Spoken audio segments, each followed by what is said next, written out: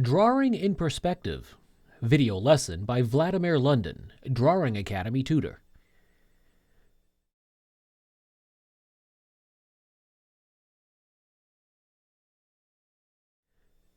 This is the St. Isaac's Cathedral in St. Petersburg, Russia, that we will draw in 1 and 2 point perspective in this video. This is the largest Russian Orthodox basilica in the world.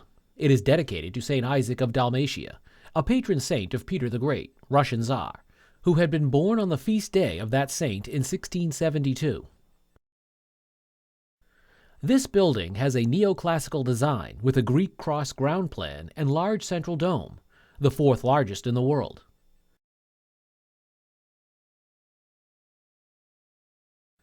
The cast iron dome reaches 333 feet in height, or 101.5 meters. This dome's design influenced several other buildings that were built later, yet lower, including the United States Capitol dome.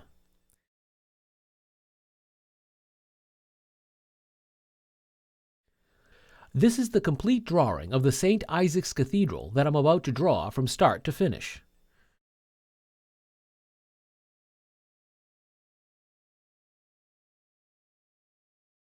This is the best quality 100% cotton paper, and I lengthened the HB pencil with the pencil extender.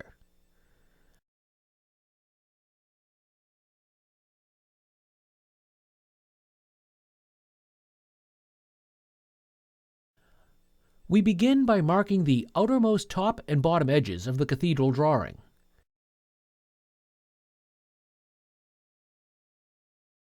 Close to the bottom edge, there is a horizon line, which always coincides with the viewer's eye level.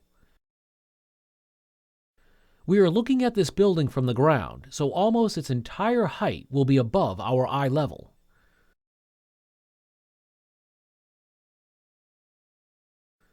Using the extended pencil, I'm measuring the main proportion of the building, its height to width ratio. This proportion can be first measured in life and then replicated in drawing. In the Drawing Academy course, I teach how to measure proportions, angles, and alignments with a pencil.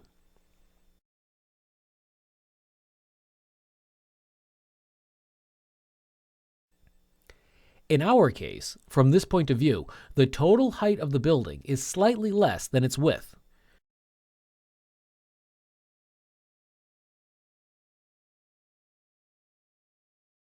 This remaining bit fits just over 6 times in the total width.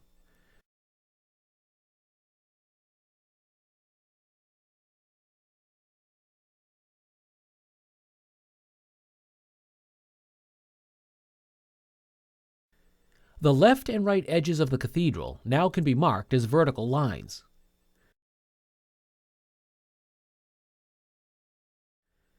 We perceive all vertical lines as totally vertical, although in photographs it is seldom the case. Nevertheless, we draw such lines at right angles to the ground.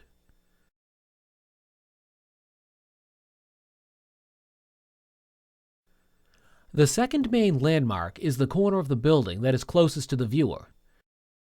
Its location can also be measured in life and then marked in the drawing.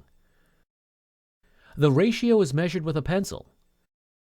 From this point of view, the distance between the right edge and the corner is twice smaller than the distance from the corner and cathedral's left edge. Another vertical line rises upward from that corner. As you can see, I'm using the candle grip to hold the pencil to draw long, straight lines.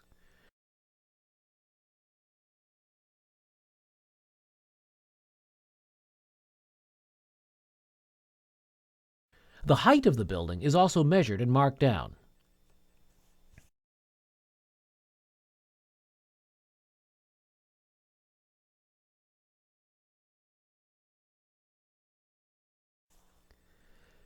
Now it's time to use a 2-point perspective to draw the main body of the building, which is actually a cuboid.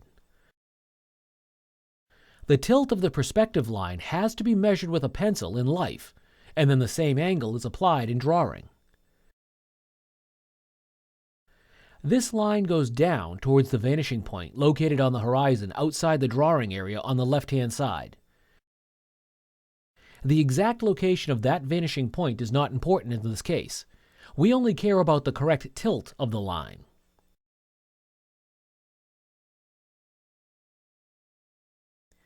We do the same exercise with the perspective line that goes to the vanishing point on the right-hand side in two-point perspective. This point is also located outside the drawing area.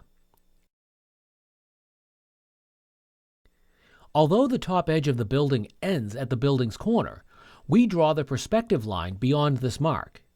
This will later help us with many other lines that will be converging towards the same vanishing point on the right. There are two lines at the footprint of the building. One line goes to the right, and one to the left vanishing points.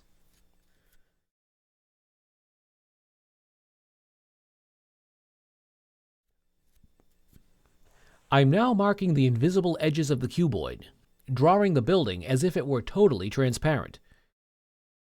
This is the main rule of constructive drawing, depicting what you know, not just copying lines that you see. The line from the top right corner goes in perspective towards the left-hand side vanishing point.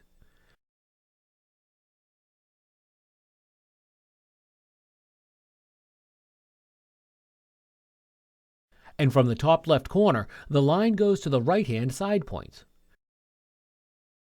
The tilt of those lines is such that they will eventually converge into vanishing points. The intersection of those lines marks the vertical edge of the cuboid, the fourth invisible corner of the building.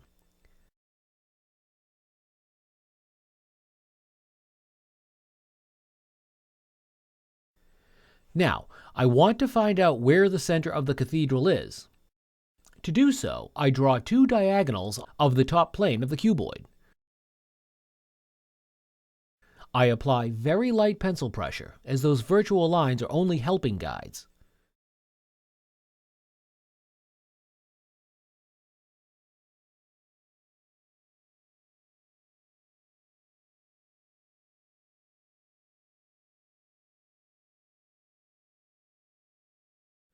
The intersection of those lines is the exact center of the top plane.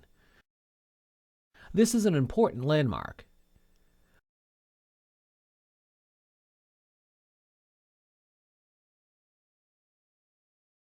Through this central point, I can now draw a virtual vertical line that goes from the ground to the very top of the cathedral.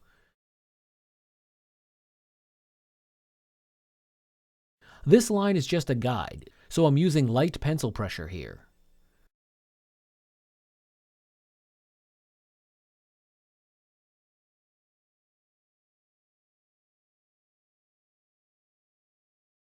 The main cuboid of the building is in place. Now I can spend a little bit of time decorating it with lines of stonework. This is totally optional at this stage and can be done later. As you can see, these decoration lines are also tilted in perspective. Drawing them freehand requires a certain ability to draw straight lines, and above all, the feeling of perspective that only comes with practice. Also, when drawing in linear perspective, don't forget about the rules of aerial perspective. The lines that are closer to the viewer are bolder and darker, and they gradually fade away the farther they are from the viewer.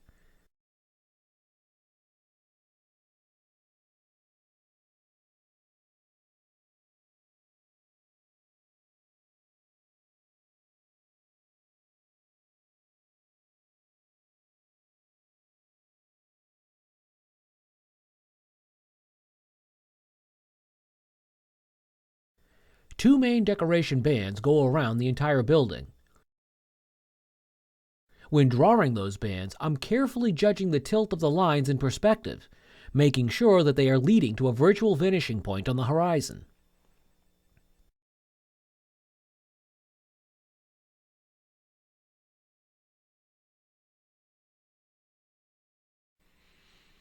At the right-hand side of the building, there is the portico with the colonnade. I'm marking the width of this portico with two vertical lines.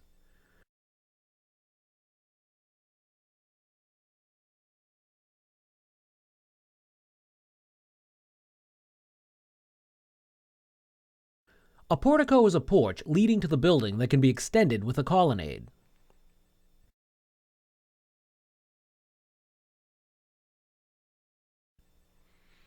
I'm now making the base of the pediment of this portico.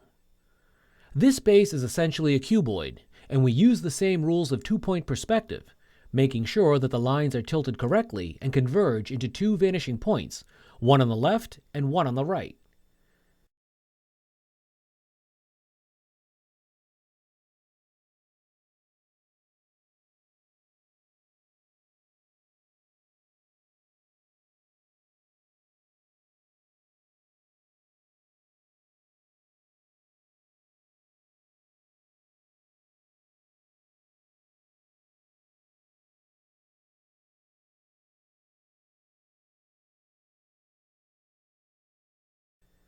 Here are the left and right edges of the portico.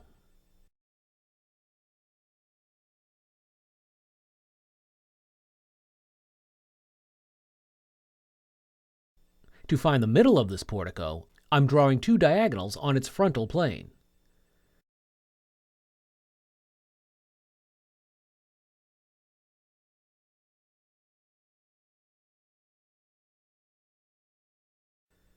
The intersection of those lines is the central point, which in perspective is seen closer to the farther edge. I draw a vertical line in the middle through this point.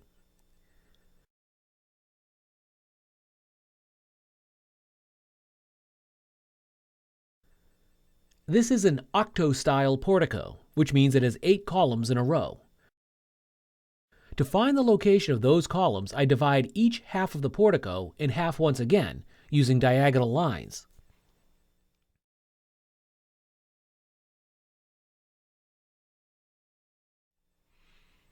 This makes 4 parts in perspective. Each of those parts will contain 2 columns. There is another way to determine the spacing between columns in perspective. I will describe it later in this video.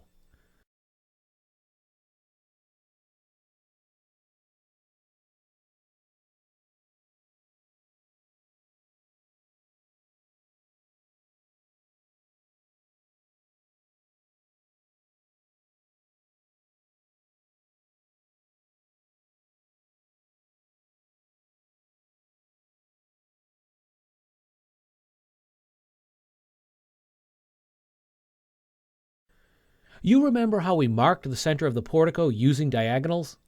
Now this center can be used to find the placement of the top point of the triangular pediment.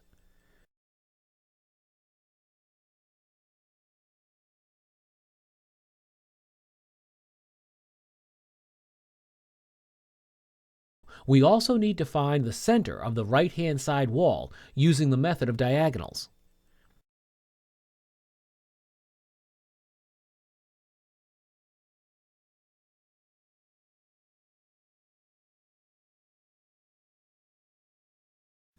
This vertical line marks the center.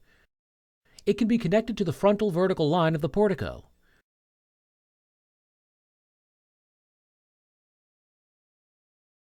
This line in perspective is the top edge of the portico's gabled roof.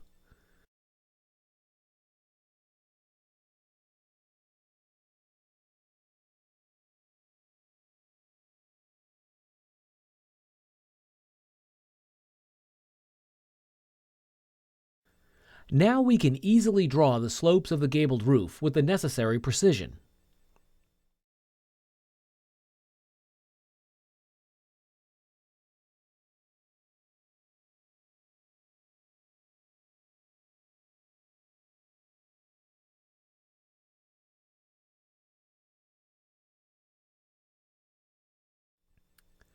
The top corner of the pediment's triangle is connected to 2 corners at its base.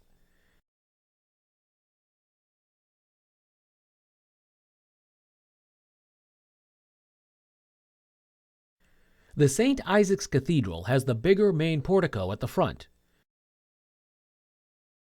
To place it in the middle of the wall, we need once again to find the plane's center using the method of diagonals.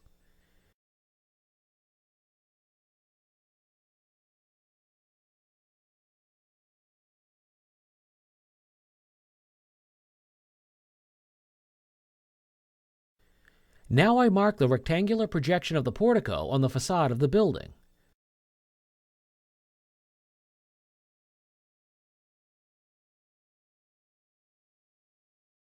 And here's the projection of the portico's triangular pediment.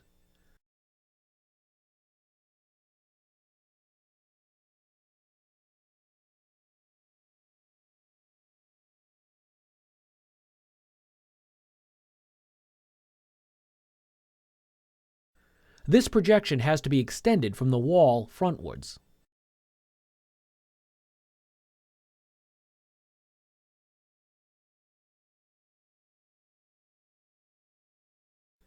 Extension lines are also tilted in perspective.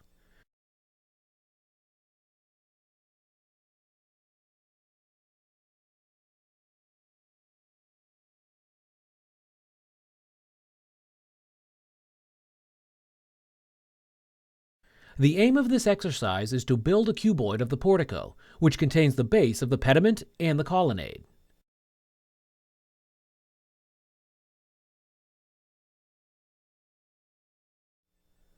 Once again, we need to mark the middle line of the frontal plane of the portico.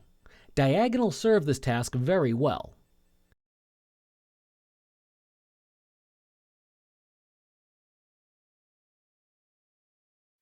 The middle line is extended upward till it crosses with the top edge of the gabled roof.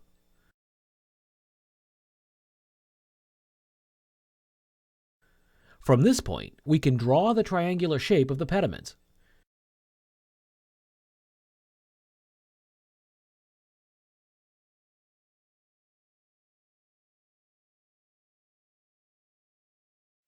Here's another method to draw correctly spaced columns in perspective.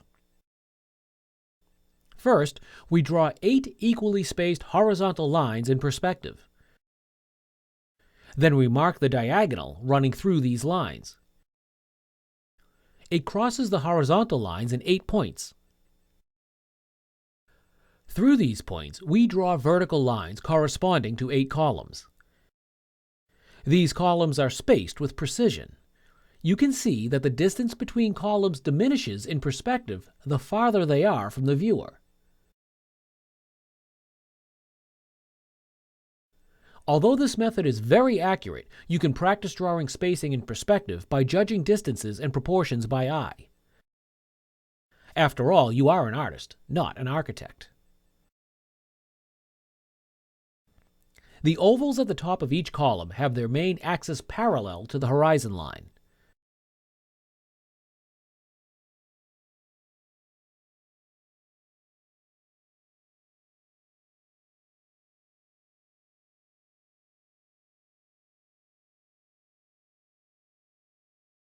I quickly mark capitals and plinths of the colonnade.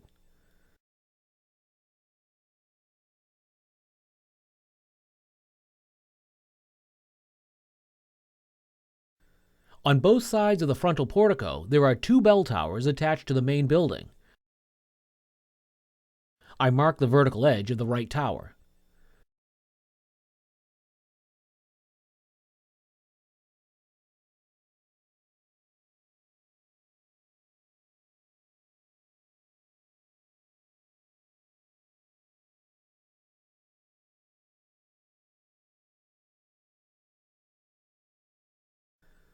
So far, the shape of this tower is simplified as a cuboid.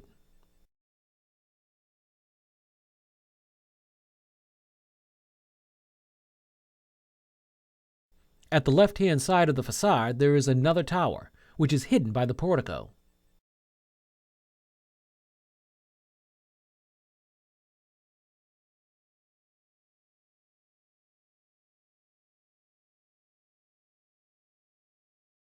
The decorative stone band goes around the tower. Its lines follow the rule of 2-point perspective.